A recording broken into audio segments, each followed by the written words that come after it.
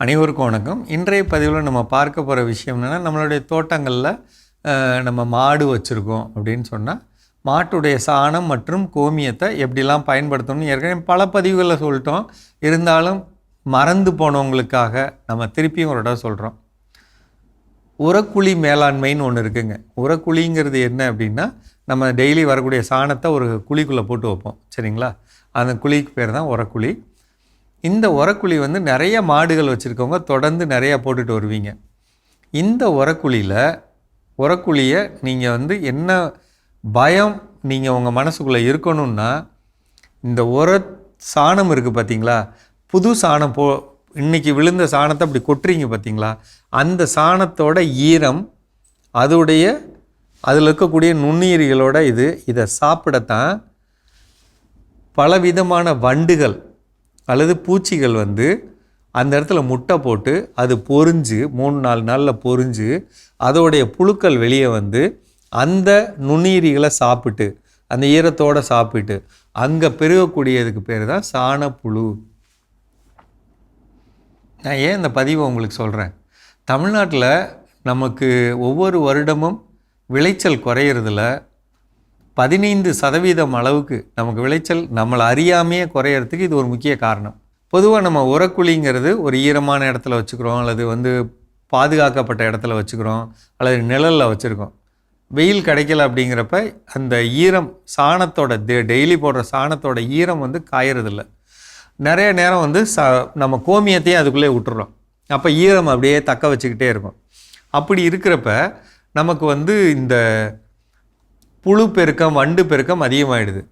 முந்தானயத்தெல்லாம் பார்த்தா ஒரு விருதுநகர் மாவட்டத்தில் மானாவாரியை போட்ட மிளகாய் செடியில் இந்த புழு ஆக்சுவலாக தரையில் இருக்கணுங்க. பட் அது என்ன கொடுமைன்னா, அது செடி மேலே ஏறி செடி மேலே நிற்கிது. அது அப்படி ஏறக்கூடாத ஒரு பெரிய கால் அமைப்பு இல்லாத புழு மேலே போய் நிற்கிது. இதோட பெருக்கம் பயிர்களை இல்லாமல் பண்ணிடும். அப்போ இதுக்கு முக்கியமாக நம்ம பயன்படுத்த வேண்டிய ஒரு பொருள் மெட்டாரைசியம். ஞாபகம் வச்சுக்கோங்க, மெட்டாரைசியம் 200 ரூபாய் ஒரு லிட்டர், அல்லது பவுடராக வாங்கினா 100 ரூபாய்.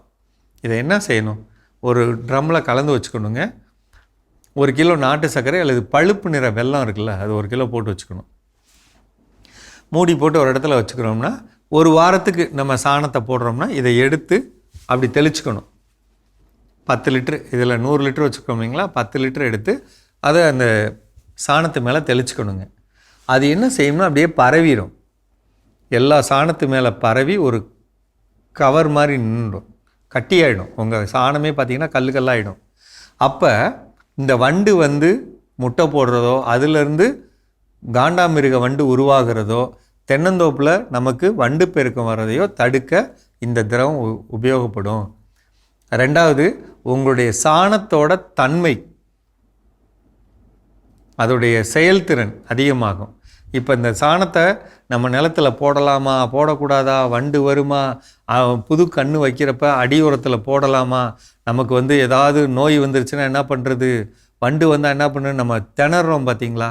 அந்த மனசெல்லாம் விட்டுட்டு தெளிவாக நம்ம பொருளை பயன்படுத்தலாங்கிற அளவுக்கு ஆன ஒரு சிறப்பு பொருள் இந்த மெட்டாரைசியம். ஓகேங்களா?